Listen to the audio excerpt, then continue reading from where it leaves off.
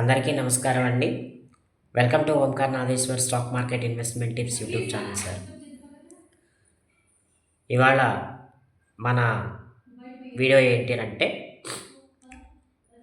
ఈ వారం మొత్తం మీద నిఫ్టీ, బ్యాంక్ నిఫ్టీలు ఎట్లా ప్రయాణం చేయబోతున్నాయి, ఓవరాల్ మార్కెట్ అనాలిసిస్ ఏంటనేది మనం తెలుసుకోబోతున్నామండి. నా శక్తి మేరకు నేను మీకు ఈ వారం మొత్తం మీద జరగబోయే పరిణామాన్ని ఒక అనాలిసిస్ రూపంలో నేను మీ ముందు ఉంచాలనుకుంటున్నాను. కాబట్టి దయచేసి నేను చెప్పేది వింటూ నా వీడియో చూడాలని ఆశిస్తున్నానండి. ముందుగా నిన్నటి వారం గురించి మనం ఒకసారి మాట్లాడుకున్నట్టయితే, నిఫ్టీ ఏదైతే ఉందో ఇంచుమించుగా 25,700 దాకా, 700 నుండి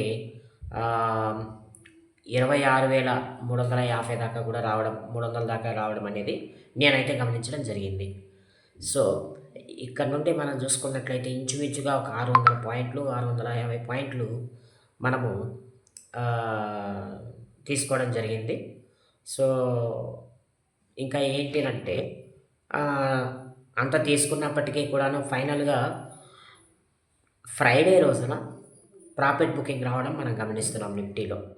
ఇంచుమించుగా అది ప్రాఫిట్ బుకింగ్ అని నేనైతే అనను. జస్ట్ ఒక 50 నుండి 100 పాయింట్ల ప్రాఫిట్ బుకింగ్ అనేది నిన్న గమనించడం జరిగింది మనము. అయితే అదేవిధంగా బ్యాంక్ నిఫ్టీలో కూడా ఇంచుమించుగా 1000 పాయింట్లకు పైగా మనము లాభాలను చూసాం. ఎక్కడి వరకు వచ్చింది? 54,500 దాకా కూడా నేను ఒకానొక దశలో గమనించడం జరిగింది. అయితే ఈ 54,500 అనే దాన్ని నిలబెట్టుకోలేకపోయింది మార్కెట్ అనేది బ్యాంక్ నిఫ్టీలో. ఈ వారం కూడా అదే కనుక కొనసాగితే ఇంకొక 1000 పాయింట్ల ప్రాఫిట్స్ అనేవి రావడం మనం చూస్తాము ఈ వారాంతానికి. అదేవిధంగా నెక్స్ట్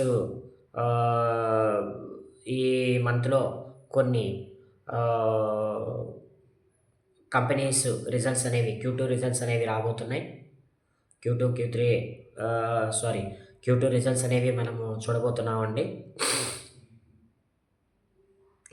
సో ఈ Q2 రిజల్ట్స్ సందర్భంగా కూడా మార్కెట్లలో కాస్త అప్ అండ్ డౌన్స్ ఉండే అవకాశం అయితే ఉంది. కనుక చిన్న చిన్న ఇన్వెస్టర్లు ఎవరైతే ఉంటారో వాళ్ళందరూ కూడా ప్రాఫిట్స్ అనేవి ఇప్పుడు తీసుకోగలిగితే మంచిదని నేనంటే ఎక్స్పెక్ట్ చేస్తున్నాను. సో నిఫ్టీలో మనం చూసుకున్నట్లయితే, నిఫ్టీలో ఇంచుమించుగా ఇదే మూమెంట్ కనుక ఈ వారం మొత్తం మీద కొనసాగితే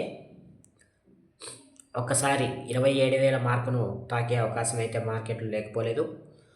సో ఒకవేళ 27,000 కనుక తాకితే అక్కడ కొద్దిగా ప్రాఫిట్ బుకింగ్ అనేది రావడం మనం చూస్తామండి. సో నిన్నటి ప్రాఫిట్ బుకింగ్ కనుక కంటిన్యూ అయితే మాత్రము ఒకవేళ 25,500 లేదా 25,000 దాకా వచ్చినా మనం ఆశ్చర్యపోవాల్సిన అవసరం అయితే లేదు. 27,000, 25,000 ఈ మధ్యలో మాత్రమే మార్కెట్లు అనేవి కంటిన్యూ అయ్యే అవకాశం అయితే కనిపిస్తున్నాయి నాకు. సో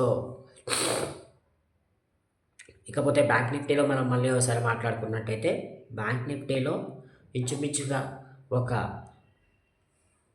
ప్రాఫిట్ బుకింగ్ కనుక కొనసాగకపోతే 51,500 వరకు వెళ్ళి అక్కడి నుండి కాస్త కన్సాలిడేట్ అయ్యే అవకాశం అయితే ఉంది.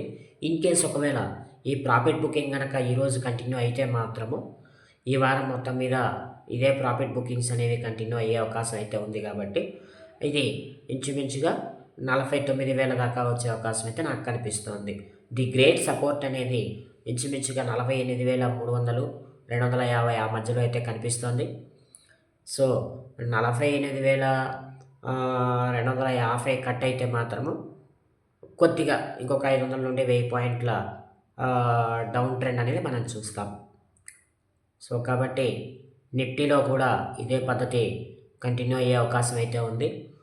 25,000 దిగే అవకాశం అయితే ఎటువంటి పరిస్థితుల్లోనూ లేదు మార్కెట్లో. కాబట్టి మీరు బ్రహ్మాండంగా మీరు హోల్డింగ్లోనే ఉండొచ్చు. కాబట్టి నిన్నటి F&O ఎక్స్పైరీ అనేది గ్రాండ్గా సక్సెస్ అయింది. సో నెక్స్ట్ ఈ F&O కల్లా మార్కెట్స్ కొద్దిగా కన్సాలిడేషన్ మోడ్లోకి వెళ్ళే అవకాశం అయితే ఉంది. కాబట్టి దయచేసి అందరూ కూడా బీ కాషన్ అంటాను. FMCG, IT, public sector banks ఏవైతే ఉన్నాయో ఇవన్నీ కూడా నిన్నటి రోజున మార్కెట్ను నిలబెట్టగలిగాయి. ఎంత నిలబెట్టినప్పటికీ కూడాను స్మాల్ ప్రాఫిట్ బుకింగ్ అనేది కనిపించింది మార్కెట్‌లో. సో, కాబట్టి ఈ వారమంతా కూడా కాస్త కన్సాలిడేషన్ మోడ్‌లో ఉండే అవకాశం అయితే ఉంది. అదేవిధంగా ఐపీఓస్ కొత్త కొత్త ఐపీఓస్ అనేవి మార్కెట్‌లోకి రావడం, ఫండ్ అంతా కూడా కొంతవరకు వాటి మీదకి డైవర్ట్ అవ్వడం. సో, మంచి మూమెంట్ అనేది మార్కెట్‌లో ఉండే అవకాశం అయితే ఉంది. అంటే ఎట్టకేలకు ఈ వారం అంతా కూడా మార్కెట్లలో మంచి అప్ అండ్ డౌన్సే మనం చూస్తాం. కాబట్టి అందరూ కూడా అప్రమత్తత వహించాలి స్టాక్ మార్కెట్‌లో ఉన్న వాళ్ళ అందరూ కూడా. సో, కాబట్టి ఇలాంటి మంచి మంచి విషయాలు మీకు కావాలి అని అనుకుంటే దయచేసి నా ఛానల్‌ని సబ్స్క్రైబ్ చేయండి. లైక్, షేర్, కామెంట్, సబ్స్క్రైబ్ చేస్తారని ఆశిస్తున్నానండి. So, that's all this video.